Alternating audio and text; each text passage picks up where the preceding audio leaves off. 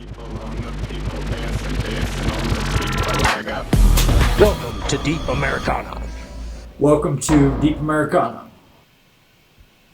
In this episode, we'll have Josh interviewing Stu about sports, the ridiculousness of reality, if there's even facts left in life, and what's going on in life. All right, welcome to Deep Americana. I'm Josh with my buddy Stu today, and we're going to discuss sports amongst other things. Let's see, the first question I got for you, Stu. Let's just delve into hockey real quick, because I know you're a big Dallas Stars fan. Are they playing tonight? What's that? Are they playing tonight? We do play tonight, yeah. I have a chance to lock it down tonight. Is it game 6? It is game 6, yeah, we're 3-1. Or yeah, that'd be game 5. So that's good. Yeah, the Stars won in, 99? And, Yeah, I was actually packing my house to move to Indiana. wow, that was a long time ago, I guess. Yeah, 99, yeah, well, I can't even remember. I think that was when I was moving out of my parents' house for the second time. And then I moved to an apartment that was like 3 blocks away, but that was actually pretty cool. I actually took my mom's old, wagon or whatever, like the old, like just a wagon. And that's how I moved some of my stuff.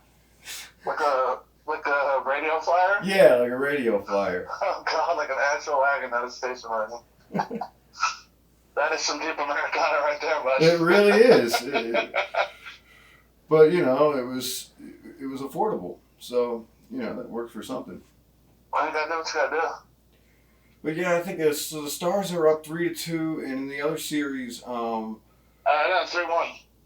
that's who's up? Is that the Tampa's up? So we could have a Tampa Dallas Stanley Cup final that's played in Toronto. I think they're keeping it all there, right? Yeah, well, because I know they're doing the Western Conference games in Edmonton and the Eastern Conference games in Toronto. So I just assume Toronto because that's where they have the Hockey Hall of Fame and all that. I'm not certain, but it just seems really kind of silly with two teams so far in the South to play so far north. But it's like I was talking about baseball. What happens if the Cubs and the White Sox end up in the World Series and they end up playing it in Arlington? That'd be so funny. I think my mom would be pissed because she'd be like, great, there's the World Series here and I can't rent my house out for the week for whatever. So nobody's going to come be able to watch the games. That's right. Because they still won't have fans. It's brutal. Right. But yeah, I mean, as a Red Sox fan, after about the first game, I stopped paying attention. Because, I guess I should say after about the 4th game, I really stopped paying attention. Because they won the first game 13-1. So false hope for the Red Sox fans officially lasted 1 day. This might be the first year the Celtics actually don't finish their season before the Red Sox do. The way things are going, this has just been such a weird year, to say the least. Yeah, to say the least. But anyway, yeah. So yesterday we started the National Football. Actually, it started on Thursday, the National Football League season, and the Chiefs beat up on the Texans again. If you want to call that a game, yeah. It was a game in the first quarter. I mean, but not for long. And then we had the full slate of games yesterday for the most part, although we got 2 Monday nighters tonight. Yeah. That's gotta suck for you because I don't know how much you care about Denver and Tennessee, but that's just such a late game out on the East Coast.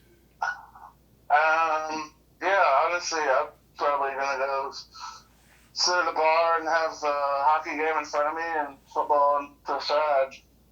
Yeah, I mean that's a good way to do it. You head up to the Mousetrap, probably. Yep. Oh yeah, definitely. That's like the biggest thing. I was really looking forward to going up to the Mousetrap at some point this year, but alas. Yeah, I know, right? But Well, you're always welcome, but well, it's like, oh, I guess I could drive from Denver to Indianapolis to go to a bar for 4 hours and then drive right back. Yeah, that sounds like a good plan. why did you justify if you get to stop off in like Kansas City and Fayetteville and Nashville on the way? Yeah, that might not be so bad, but I was really looking forward to that run this year, yeah, that was looking like a really dope run. But it'll still be there next year, hopefully. So, I mean, yeah, hopefully. assuming the venues aren't all shut down and all that. But I have to think at some point, maybe after we have the election, that Congress will step in and fix that issue because everybody's clamoring for it on the internet. So, Yeah, it's save our stages. absolutely save our Can stages. you imagine a world without music? Oh, God. Yeah, it wouldn't. I mean, a world without live music. I mean, we've kind of been dealing with it temporarily. I mean, everybody's playing on the internet, and we got It's into. literally burning the country down. Yeah, well, that's just it. Like, you think these forest fires are just caused by, like, the world is angry right now. Like, the earth is physically angry at the situation. It sounds ridiculous, but I don't know. I really think we just need to build a synthetic planet myself, and then we could just leave the earth to farming and industry, and then move all this stuff. And then I don't know. We'd have everything automated down here on the earth, and then we'd have the synthetic planet or whatever to just kind of live. Have a little moon party, dance party. Yeah, well, that's my goal. Like, maybe that's where we're going wrong. Is like, I was hoping to have live music on the moon by the end of the decade, but we'll see. I mean, it's any sort of permanent structure on the moon between now and then will be pretty wild. That in itself. But yeah, so football yesterday actually went. I mean, it looked a little sloppy at times because these teams they've been practicing to some degree, but there was not a proper off season. Yeah. There were no preseason games, which is just. I mean, I kind of like that because preseason games are horrible to watch anyway, but the players need them. They really don't need 4. It seems like after 2, they pretty much got their... No, I think 2 would be enough. And I think this might be where they say, you know what, 2 will be the way to go in the future. Plus, since they're already going to have a 17-game schedule next season, it just seems inevitable that they delete one of the at least one preseason game, and they might as well just do 2 because. I thought that's kind of what they were pushing for. It was like, all right, we'll make it an 18-game season and only have 2 preseason games. Well, I think they've got it set up now for 17 games, which doesn't make any sense to me from like a math perspective. It's a little weird. Yeah, and they're going to add 1 game to the schedule. I don't know how that works, but yeah. So there's that. But that's good. It's good stuff, though. I mean, it's good. I think a longer NFL season is not a bad thing, but I'm a big football fan. If it were up to me, they'd have 24-game seasons, and each team would have 2 quarterbacks, and they just kind of alternate. It'd be more like baseball, where they have 5 different starting pitchers or whatever. Or good teams have 5 starters. Add to the strategy. It would totally add to the strategy because if you had 2 completely different quarterbacks, like one that's more of a runner and then another that's more of a passer, like teams would have to totally adapt. Oh God! Like if Brady had stayed in New England and they had like Brady or Cam, like who do you prepare for? Like what are you gonna do? Well, teams could potentially pick which quarterback to use based on the defense they're playing. Yeah, exactly. It'd be wild. It would be it would literally be a whole new ball game. And, I don't think that they'll ever that would ever happen. I mean, at least not in the near term. Maybe in 10 or 15 years or something like that. But I mean, one more game will be interesting next season. But this season, I mean, just based on what I watched for week 1, and I didn't get to watch all the games obviously because I didn't go out or anything like that. But you know, I watched a lot of that the Packers and the Vikings, and that one kind of surprised me because I thought, although it's a whole other thing, the home field advantage is so less than it used to be. Yeah. Even if they're piping sound into the stadiums or whatever, it's just not. And I read about that too. Apparently, they've archived NFL film footage or whatever from years past. Yeah. You know, just sounds and you know, like multi-channel. You know, like it's intense, but. And they got a guy pushing buttons or whatever. I'm guessing it's probably pretty similar to what they ended up doing or what they're still doing in the Premier League and most soccer in Europe right now, because they're not really having a whole lot of fans in the stands for those games yet. But so yeah, they just got they got a DJ or whatever, you know, piping in the sound, and they do a decent job. But it's it's not a real home field advantage, I don't think, for most teams. The Chiefs looked like they had a little something going with their 18,000 or whatever people they had there. Yeah, where was that? That was Jacksonville? Jacksonville had fans too, and Jacksonville played the Colts? Yeah. Yeah, so you probably watched that game. I did. Yeah, tell me about that one, because I didn't really get to see it, but I heard it was pretty good. Yeah, I'm talking to somebody from Florida. And, well, the Colts looked like, they did not look great. It kind of felt like, new city, same Phillip Rivers, you know? Yeah, Phillip Rivers, I mean, I kind of wonder why he's still playing. I mean, I guess because he's got all those kids. That's kind of what I thought when I looked at the Detroit game. I looked over and I saw Stafford handing it off to Adrian Peterson. I was like, what? These guys are still in the league? Peterson looked great. I can't say the same for the Colts, really. Then Marlon Mack, went down early. That didn't help anybody. Well, I just thought Jacksonville was trying to tank this season, and they still beat the Colts. So that's what they were saying, is that the Jacksonville's trying to get a high draft pick, but Gardner Minshew or whatever, he's actually a better quarterback, I think, than people are giving him credit for, or at least he just played out of his mind yesterday. Hard to say which, but that's kind of how he looked all last year too. He came out of nowhere last year and just kicked ass. It seems to just picked up right where he left off. Despite them cutting, because they cut or just traded away like 6 starters. Right. I don't know. I mean, I kind of understand that more in baseball, I guess, than football. But it just seems like with football that you're getting a good draft pick is great, but like you're gonna have 7 draft picks unless you trade them all away or whatever. So you're gonna have chances for decent players regardless of where you end up in the draft. It's not especially now. There's more talent than ever before in the colleges, Absolutely.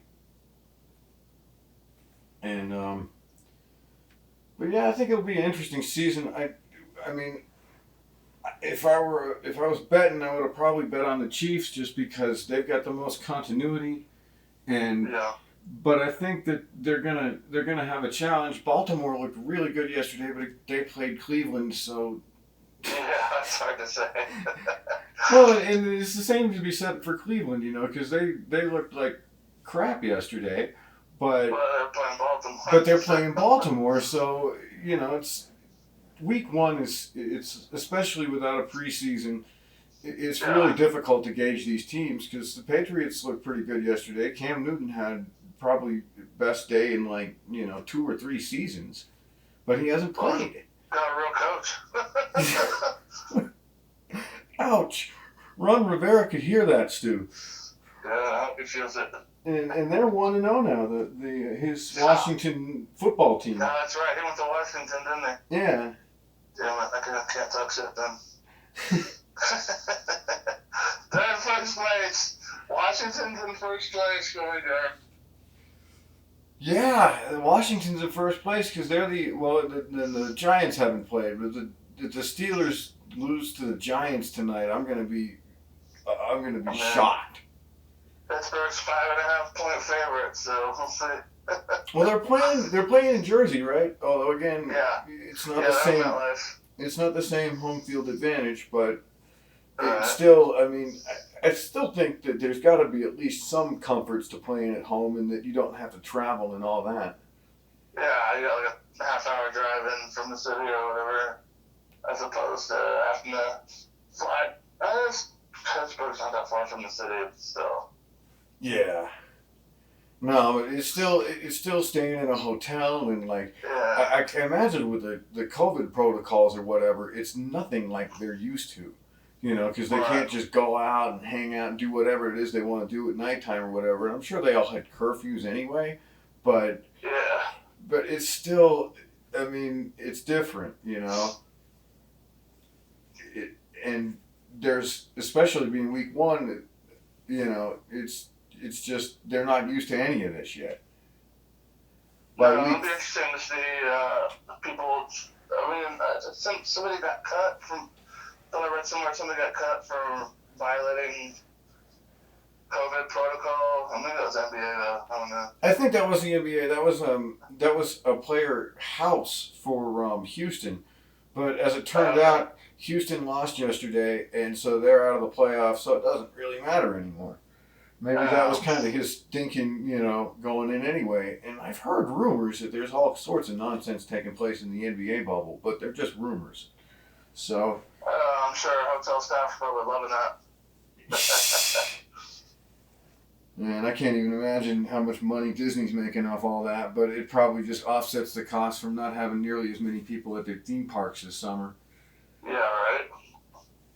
But you know, this is the world of 2020 where you don't just expect the unexpected, like you plan on it, and then it turns into something else, and so all your plans are completely screwed. Oh yeah, I just noticed all the basketball games are on ESPN too. So Disney's getting all the money from the NBA. They're gonna make sure that happens. Well, TNT still got coverage as well, so Turner's getting involved in that. But you know, like they had to play those regular season games to finish out to like get to 70 or so games, just for the contracts. Because if they don't play a certain amount of games, then the NBA has to pay the networks a bunch of money or whatever. Because they didn't fulfill their contract, which is they're supposed to make all that money off ad revenue. If they don't get that, they're gonna get it somewhere. yeah, and it's just, you know, I mean, I don't know what's gonna. I just read that the earliest next season will start now will be Christmas, and that's the earliest. It might not even start till January or something like that. Which I mean, I don't know how they're gonna do an 80-game season or an 82-game season for basketball next year. Surely they cut it back a little bit. And, you know, like ever since 2012 where they had the strike and they played a 66-game regular season, I said, this is how every NBA season should be. Yeah, it was nice. Because the playoffs are so much more important with, you know, 16 teams going in that, you know, they eliminate half the teams or whatever for the playoffs. So why do they need to play an 82-game season? And it's all about money, but it's just, you know, it's just, you don't need to play 82 games of a regular season if you're going to play a 2.5 month long playoffs. It's just unnecessary. I still can't believe the Nuggets are still in it. Yeah, the Nuggets are still in it. I think they play Game 7 tonight. I think it should be tonight. It should be tonight because The Boston Miami series starts tomorrow. So. That's correct. Yeah, that much I do know. And yeah, it's on Game 7 tonight, 9 o'clock. ESPN. Sweet, 9 Eastern, 7 Mountain. So The rest of you can do everything your own on math. at once: football, basketball, and hockey.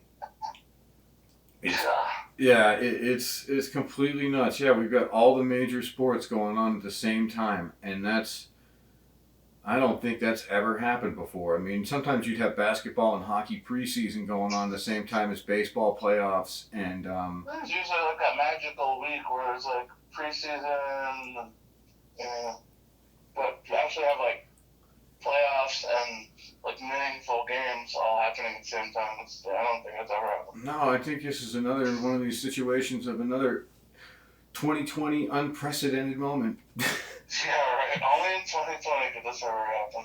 Well, but the way things are going, a lot of this is probably going to happen again like this to some degree. I mean, I don't know what they're planning to do with baseball next season, but I would imagine they'd probably try to have a pretty full season, you know, so that because they're going to end like around the same time they do because they had such a shorter season this year. And then next year, they'd probably try to do like a regular, schedule, so the playoffs in October and all that, and then they'll be back on track. But with the NBA and the NHL, probably not start until around, late December or January, we could run into this whole situation again. I mean, I'd be okay with it. Yeah, I mean, I don't mind it. It's just, it's so much going on at once. It's like, plus, for me, like I'm watching a lot of soccer too, and that season just started this past weekend, and they just finished in July. No, normally they take they get a couple of months off, but the situation is, for at least the European players, they've got their big national international tournament where they play the national teams play the Euro, which was supposed to happen this past summer, but it got postponed to next summer. So they got to have their seasons finished by like May or something like that. So they have time to recoup and then practice with their national teams to get ready for that, for the Euro tournament. So everything's all out of whack, but it's slowly coming back to some semblance of normal.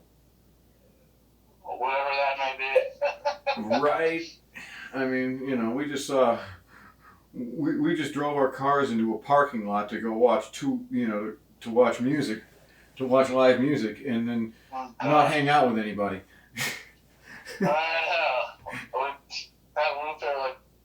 $500 or $600 to get in the front row and you couldn't even see the stage. Yeah, I felt bad because I was B section and when you guys were premium. Yeah. Wow. Yeah. That's rough because you were literally like 3 cars away from us. Like, oh God. I was hurting that day. I was like, I'm fine. I don't think I got out of the car the entire show. I don't blame you. I mean, you're right there. And I will say this much. Under the circumstances, the sound was really good. Yeah. It sounded great. When the wind wasn't blowing the speakers away from us. Right. I mean, yeah, and then it was windy, but, it's the Chicago area, so it is the windy city. Yeah, well, there's that. I had some buddies way in the back. They were complaining about every time a train would go by, that's all they could hear was the train. I didn't notice that the first night, because we were, I think, 3rd row from the back, but I was just happy to be there, to be honest. Right. It was a special moment. Yeah, hopefully there's going to be some more of those. Yeah, we'll see. I I'm mean... just going to see Billy Strings up there this week. Oh, yeah? That should be Yeah. good. Yeah, I love me some Billy Strings. Yeah, I caught Billy Strings with Humphreys back in February in Asheville, and that was just amazing. Yeah, I She's- love seeing that. That was fun. Yeah. That was a special. That was real special, especially since it turned out to be the last shows I saw for 6 months or whatever. So at the time I didn't know that because at the time I was still thinking that this whole COVID thing was similar to like what happened with SARS in I think 2003, where the media hyped it all up and then nothing happened. Where I think there were like a handful of Americans that got sick from that or whatever, and I think most of them were on the West Coast. But I forgot about our lack of leadership. Well, he got a pandemic response to him and then was surprised at our response to the pandemic. Like, well, we had a whole team for that before you killed it. That sounds about right. Bono's coming out saying that he's intentionally downplayed it and all this, like those interviews with Woodward, like, come on, man. This is a guy thinking Nixon. Yeah, it's I can't even get into the lunacy of having a reality TV star as our president, but this is what happens, you know. They wanted to try it out. Okay. Failed experiment. Yeah, we'll see. We might get 4 more years of it, but We might. The establishment's killing us, man. you We know. wanted change, they give us the same old thing. Well, Pete Townsend said it best. Meet the new boss, same as the old boss.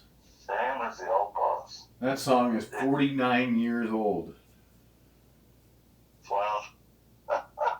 It really is. But one thing I wanted to discuss with you is something I noticed a lot that happens nowadays, especially in the era of the internet, and it concerns sports, but really concerns anything. What I would refer to as pre-shit talking, Pre-shit talking? where people talk shit about something like while it's going on, but it hasn't finished yet. And I guess I think I noticed this a lot yesterday with the Saints fans, and I'm thinking the Saints ended up winning yesterday and beating Tom Brady's Buccaneers, but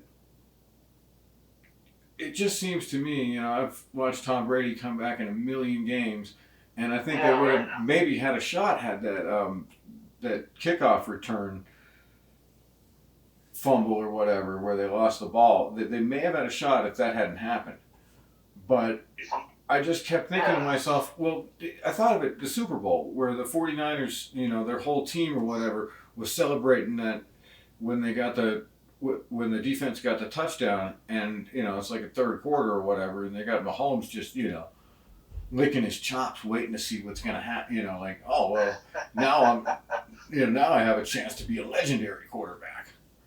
Yeah. Let's see what he did the previous 4 games, guys. Right. It's just, I don't get it. It's like, I mean, I'm all for celebrations in the end zone and all that, but and a lot of it's not even just them. It's everybody watching the game. Ooh, I'm gonna post this picture, and you know we're gonna win this game, and then but you might not. So you might want to watch how much crap you talk before the game's over. I was unclear on what you meant when you first said until you give examples. So I was like, are you talking about you and I talking shit about Texas, Oklahoma? No. That's completely we're gonna do that. That's completely separate. No. No. Pre-shit talk, like this is Texas, Oklahoma. The shit talk never stops. That's right. That's absolutely right. I mean, it stops when the team wins, and the next day it's like, well, we're getting you next season. Yeah, exactly. Good game. Fuck you. I'll talk to you tomorrow. That's absolutely right. I mean, I just feel like the internet these days, like, it's just kind of a cesspool of shit talk in general. it's really gotten that way, and it's really kind of a shame because, you know, I used to think of the internet as like being a place where we could learn stuff and like, like you communicate with our friends and meet new friends and all that stuff. But it's just, I don't know. I think everybody, it's like on the one end they take everything too seriously, and on the other end they don't take it seriously enough. If that makes any sense. They're not taking the right things seriously, maybe, and it's just, and how everything in America has turned into a political argument, from, who your favorite baseball team is to, like, whether or not you wear a mask. It doesn't make sense to me. I mean, I understand how it happened, but to a point. But what I don't understand is just the continual and it is an election year, and I think that the media is really, media's basically turned politics into America's national pastime, which is a real shame. Yeah. Because no one knows how to A play lot it. of armchair constitutional scholars that didn't do very well in high school, but seem to know it all now. It's just, and media has become such a thing now where it's just, it's like you're either in this echo chamber or you're in that echo chamber, and there's so little, like, we're gonna have, like, the McLaughlin Group. Remember the McLaughlin Group? You ever watch that? Yeah. Yeah. Well, and that's not on TV anymore. I don't know. He might be dead. I'm not Well, sure. McLaughlin Lair, I believe they're both dead now. Yeah, it's all, and that's just it. It's like you had all these great journalists, and now they're gone. And those guys got into arguments. I mean, don't get me wrong, but those guys were civil. Yeah, oh my God. Listen here, you bald fuck. Like, fuck you, fat boy. I mean, now it's Excuse just me, sir. I'm talking, sir. exactly. It was respectful and based on fact, not emotion, for the most part. I don't know. That's terrible. It was like on Thursday night when they had the moment of silence at the Chiefs game, for all those affected by violence. The people booing it and posting like, "Oh, keep your politics up." Like, since when is not wanting to get shot in the face political? Yeah, that part really blew my mind, and I saw some meme where even the NFL was getting into it and this is not the place, because people were, the NFL posted about that, and then a bunch of people just got on there and said, "Well, I'm never watching the NFL again," blah blah blah, and it's like, for starters, you're lying. You're gonna watch the NFL all season long, and if what else are you gonna do? Yeah, especially now. There's just not a lot going on. I mean, even as the reopening continues, it's not the same, Yeah, I tell them to read a book, and it's like, what's a book? Right, yeah. That's a whole other thing. People don't read books nearly as often as they used to, and, although, I don't know, I guess the last book I bought was actually kind of funny. I bought that Joel Cummings book on, ways to become a successful musician. And I almost feel like they have to rewrite that entire book now because everything's changed. Oh, yeah, right? I keep meaning to tweet at Joel about that, but... Poor Joel writes the perfect book right in time for it to be completely worthless. No, hopefully they'll be back, but in this America, who knows? Yeah, well, I mean, I honestly think that, for me personally, 4 more years of Donald Trump equals 3 more years for America.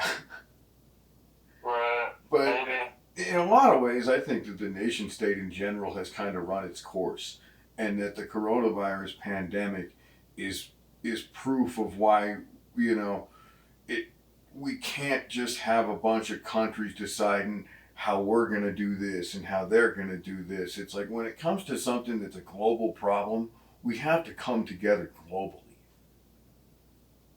Yeah. I don't know what you think about that, but... Well, yeah.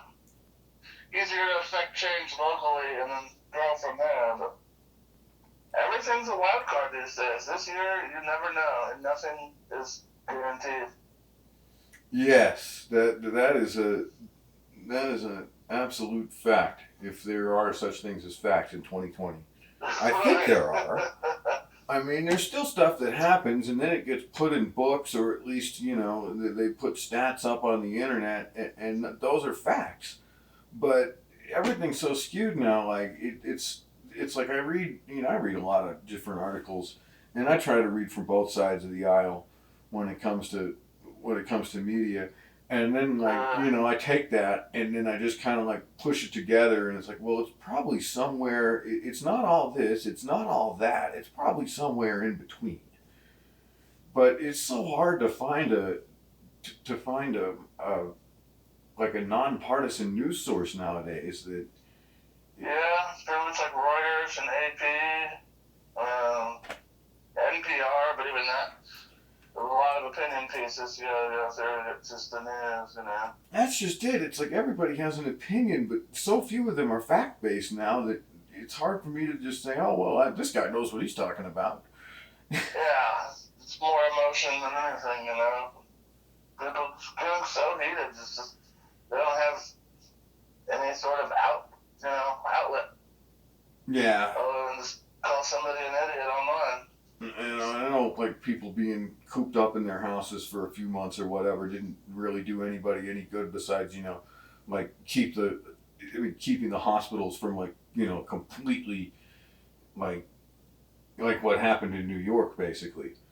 Right. You know, like that, it came close in a lot of places where they had, in Florida and Texas and I think even Arizona, where they were close to capacity.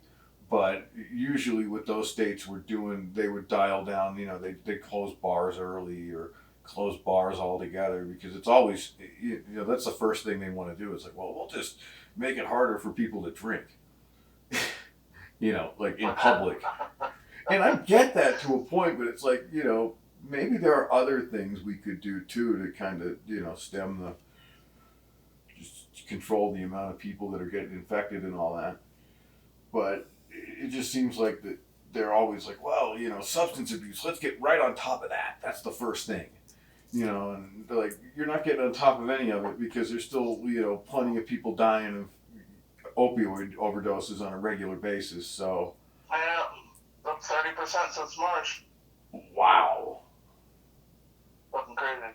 Well, it makes a lot of sense because people are depressed and all that, you know, like I know I've been dealing with depression the last 6 months on and off, but like Oh, sports coming back really made it, for me at least, it's like, well, now at least I got something to watch besides the talking heads all day.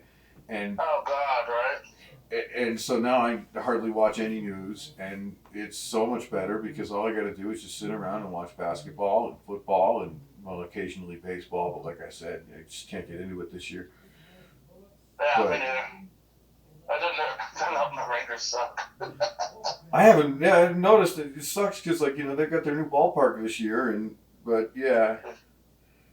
And then, you know, no fans get to be there. And I was talking about that whole thing last night with the SoFi Stadium in Los Angeles. Well, they've been trying to build that stadium since the late 80s or 90s, right? Yeah. 2020 comes around, and they finally have it built. Fans aren't allowed, and they're going to be paying for it for 50 years. I mean, it's beautiful, though. That place is amazing. It really looked awesome on the television last night, I have to admit. And, you know, maybe someday I'll get to go visit it, hopefully for the World Cup in 2026, because that's where they're planning. Really? I think that's where they're going to stage the final, if I'm not mistaken. But, Let's go. yeah. World Cup Tour 2026, how sweet would that be? Get in the van, bro. Let's go. Yes, let's do it. It's only 6 years away, hopefully. Yeah. Assuming everything doesn't get delayed another year, or, I mean, it's hard to even imagine a World Cup being staged in America, Mexico, and Canada with the way things are going. But the interesting thing about 2026 is that's the 250-year anniversary of America. So it would be. Sesquicentennial or whatever, bisesquicent, I don't know.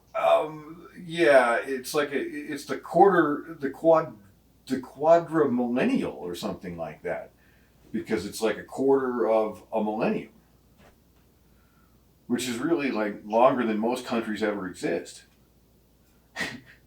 in like a normal form, but we'll see. I mean, I'm really looking forward to it because I wanted to go to Brazil in 2014. Semi-quincentennial. There you go. Also called the sesquicentennial or quarter millennial. Wow. Semi-quincentennial. Yeah, I like the quarter millennial. Yeah, quarter millennial is just easier to say. But yeah, that's coming in 2026, and that's something I'm looking forward to more than almost anything else outside of, like, you know, maybe getting like regular shows and regular venues again. But I mean, hope that should happen next year. Oh, it'll be the 25th anniversary of 9/11. Ah, Jesus, don't remind me. Oh man. By then, It's gonna I would be have quite think the party. at least a couple people will have forgotten. You say you never. It's like the old joke, like knock knock, Who's there? 9/11. 9/11 who? You said you'd never forget. Oh God, that's so cheesy, but I love it. It is pretty cheesy, but yeah, it's just, it's like they never forget. Like, how would you ever have the opportunity to forget something they rub in your face every 10 days? Right. I did my mom posted something like so people are, like, it seems like some people have already forgotten, and I like laugh responding to it, and a bunch of our friends kind of like, I don't know who that Stuart Coker person is, blah, blah. I'm like, how could you ever possibly forget? It's in the media constantly. Like, anytime they want you to buy something, it's like, there's a bald eagle in the Twin Towers. Like, one of the darkest days in American history. I mean, it's like saying, forget Pearl Harbor, you know? It's not going to happen. No, it's not going to happen, and, you know. And rightfully so. I mean, yeah. Well, when you think about, like, 9/11 and the implications of what took place over, like, you know, the following, like, where we went to war with Afghanistan, and then we went to war with Iraq, and, like, you know, how many Iraqi people were killed as a result of something they had absolutely nothing to do with. Right. If anything, it was Saudi nationals, but whatever. Yeah, well, I don't see us going to war with Well, Saudi same, Arabia anytime right? soon there, bud. I mean, they've got way too much oil for us to even consider that option. Yeah, right. Yeah, it's a shame. Well, and it's just, we don't need to be going to war with other nations. We need to be figuring out ways that we can all make money together in a manner that doesn't exploit an entire group of people. And I think that's what a lot of this is all about. Whether it's police violence or, you know, sweatshops in China, it's all about, like, trying to exploit a group of people or whatever, so the upper crust, the billionaires, can make more money. And at some point in time, like, and the difference is between now and 200 years ago when this sort of thing happened, is that people are aware of it. Well, as long as they put a cutesy little nickname or tagline like "Never forget" or "Never again." Well, that's just it. It's all marketing. That's all everything is now. It's all marketing. It's like, well, how do we convince these people to work, you know, the slave labor or whatever, and get paid like the smallest amount of money that they can get by with? Well, we'll just trick them into thinking it's like the greatest thing ever. Yeah, look what you've done. Look at the company you have built. Like, hell yeah, I'm so proud of myself. Like, good, you just hold on to that pride. Because you're sure shit not going to get any money out of it. Well, okay, one more thing I want to discuss, and we did sort of touch upon this with Texas and Oklahoma, but it's kind of something that I'm trying to be part of the theme of all of these podcasts that I'm doing, is I just talk about healthy rivalries. Yeah. And, like, you know, I think, at least for us, but we're friends, so it's a little different, but, like, there's a healthy rivalry, like, between Oklahoma and Texas, and both in football and to a lesser degree in other sports, and more so just the people of Oklahoma and the people of Texas. And it's kind of interesting. What do you think about that?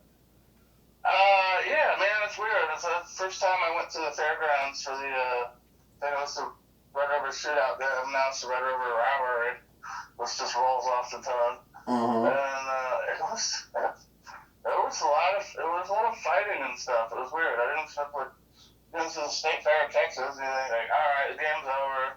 Yeah, we're drunk, but like just trying to ride some rides and have fun, good shit. There's people just like fist fighting, you know, in the past and shit. It's wild. I don't consider that to be very healthy. But for the most part, most of the day, like, everyone was cool as prevailed.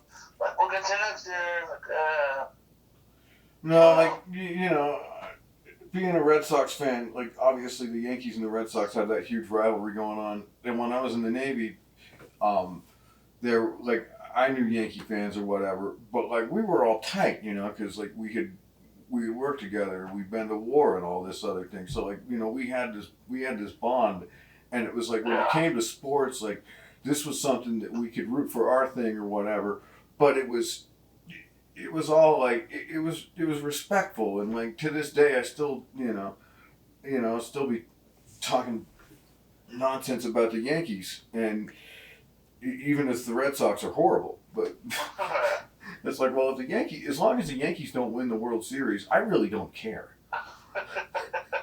But if the Yankees win the World Series, I'm going to be very upset. But like there have been instances with that rivalry where people have been killed. Yeah. I mean, like in bars and stuff like that, it's very rare, and there's almost always, excessive amounts of alcohol involved. But of course. and that's almost always the case when it comes to just people being stupid and getting into arguments or whatever. There's almost always alcohol involved.